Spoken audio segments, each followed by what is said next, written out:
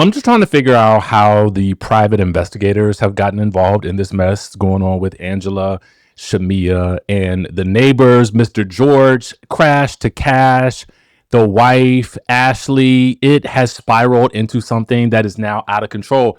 And see, this is to me why you don't go to this level with your craziness on these shows. Because now what's happening is you are arguing after office hours.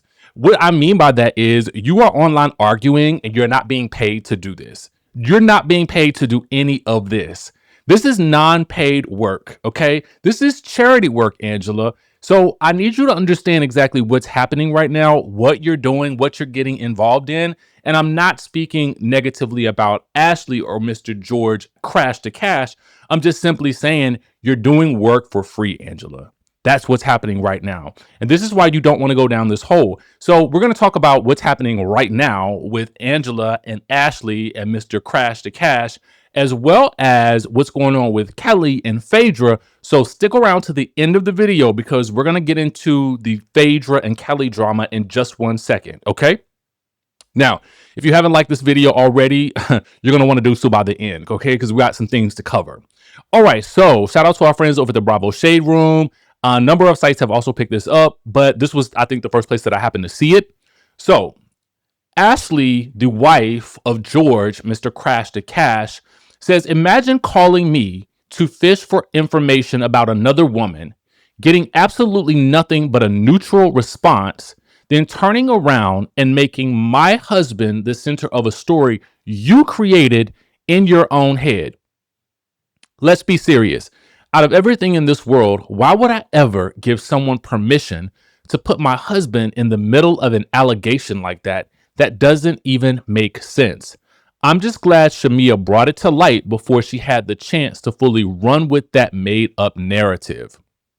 Okay, here's the thing. Angela was very interesting in how she presented this information. She inferred that because the man said Shamea looked so good, he had to pay her, that it meant something else. It meant that they must have been intimate. So what she asked Shamea is, did you F him? Okay. Now, here's where we have to be careful because a lot of people are saying, well, Angela never exactly said that. But the whole point of this is to position Shamea as sleeping with this man for some cash, okay, in exchange for some cash. That's the inference here. That's what you would take away from this. That's what the audience would take away from this. The next thing is, when on the phone with Ashley, at this point, we hear Ashley saying, you called me to get information. So I see that George and his wife Ashley have participated in a reality TV show. So there could be some level of interest there to actually either get on this show or some other show. She may have even interviewed at some point or another. I really don't know. What I do know is you, Angela, are continuing to roll out the red carpet for these people who you claim are clout chasing. Okay. And we're going to move into Angela. So Angela says this. Nope, y'all taught me a valuable lesson. We know clout chasers when we see them now. So here's the thing. You're calling them clout chasers, but you have drawn them into this. So if you never drew them into this by saying the man's name on television, we would not know who they are. We wouldn't even be talking about them. It is because of you. You gave them the clout. If they were indeed chasing it, you ran to them for information and then gave it to them on TV, national TV. Okay. She says, truth doesn't need my help. It'll reveal itself soon enough. What is the level of obsession here with what is going on with Shamea and her marriage? I just don't get it. It is borderline to me unhealthy at this point because I feel like what's happening is, and this is what needs to be noted, and I've often said this, when you attempt to dig and dig and dig on these types of shows because you are either attempting to get revenge or whatnot, there's only so far you can go before you reach the pits of Hades, okay? Before you reach the pits of hell. And at which point in time, you yourself end up getting burned. And this is essentially what we see happening here with Angela. Like, it's always a slippery slope when you attempt to go here, because when you do this, you have to keep going lower and lower and lower. So she says, P.S. I saw this man yesterday and he told me he loves all this. Well, I bet he does. I bet he does. Because now everybody is talking about Mr. Crash for Cash. I would be on billboards right now if I was him. Billboards. He got a business. He's trying to market it, and you giving him all the marketing in the world. Because what's going to end up happening is, don't hate me for saying this, but y'all know how these things go. For the dude, it's going to mean business for him. It's going to be the wife that ends up looking crazy in the streets because of the judgment that is going to be labeled against her for staying with him, if that is the case, right? That's how these stories on reality TV play out. That's what we see happen time after time. Is it not? And I'm just keeping it 100% for real, okay? Next, she gets into funny how me hiring a private investigator. Girl, what? For what? For what? What crime has been committed that you need to now hire a private investigator, a Dick Tracy, okay? A Dick Tracy, an Inspector Gadget, no less, for this situation, for Shamea? Is it because of Shamea's cease and desist? Is that the response to this? What a go on that you need to hire a private investigator? Maybe, or was this after the whole situation with that Phaedra was allegedly involved in last season? I just think that Angela, what you said in episode 1 of season 17 should have stood for the rest of the season. You said you are not defending anything else that is said against Charles.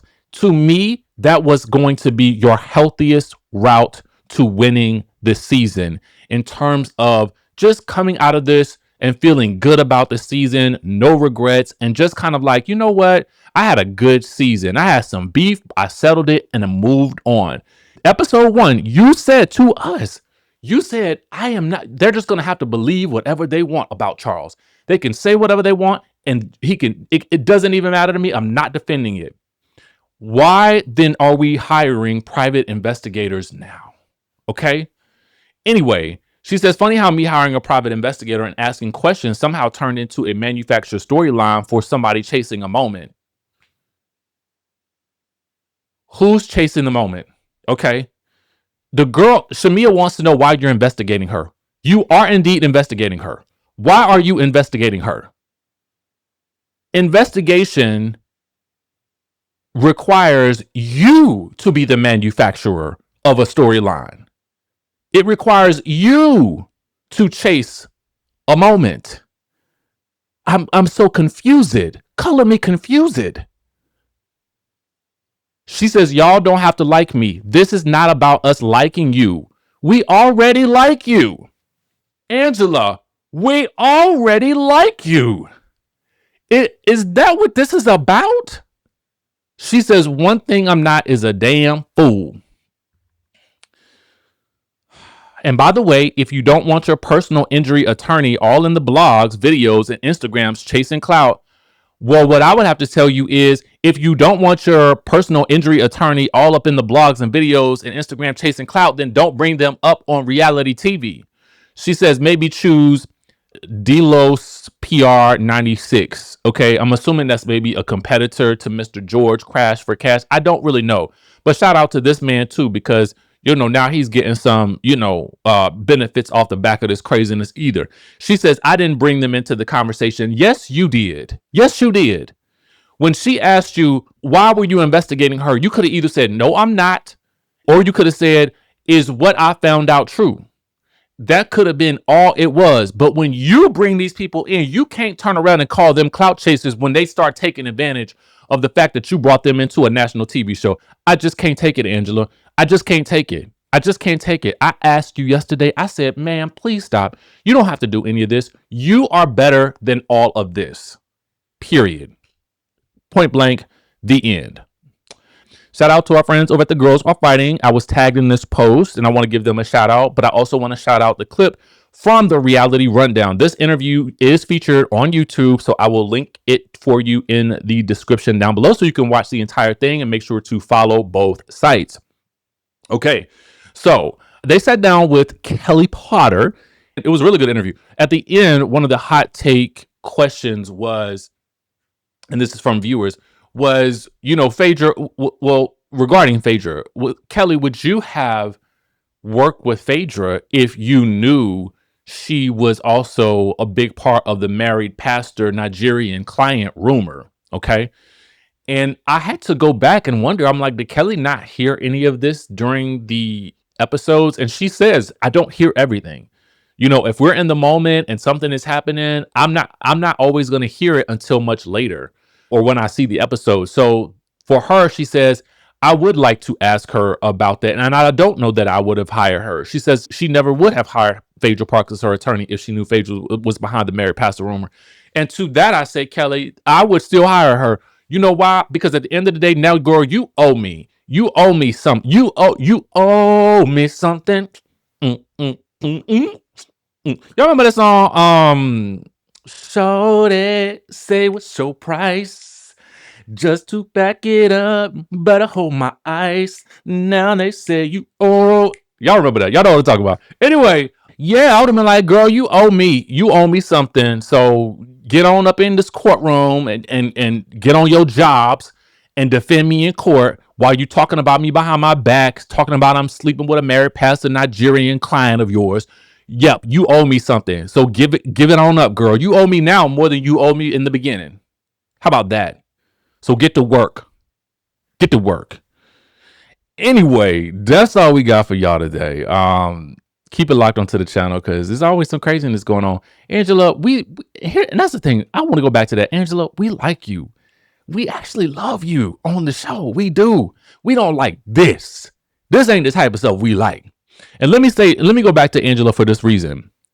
I got to say this. One of the reasons why, when you look back at the Real Housewives of New Jersey, one of the things that ended up happening with that show was stuff like this. Private investigators getting involved, them taking things, they have to go the legal route for things. And what it does is it creates an environment of toxicity for the show where the women can't really interact with each other without it becoming either A, litigious, B, requiring detective work behind the scenes, PIs and such. It just becomes a show that becomes unwatchable at a certain point in time.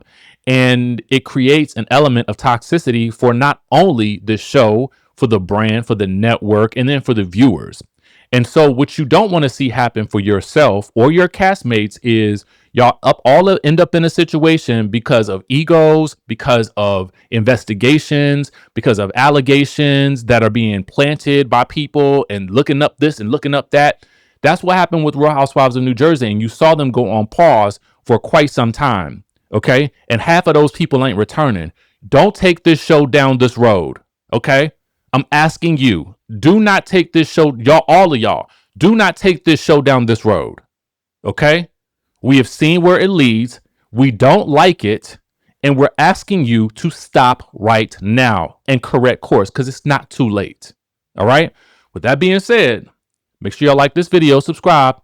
Again, our faceless content blueprint is in the description down below for those of you guys who are interested in learning about how I started with faceless content back in 2020. And what's working now and what you can do now, definitely tap into that link in the description or the first pinned comment of this video. With that being said, I will catch you in the next one.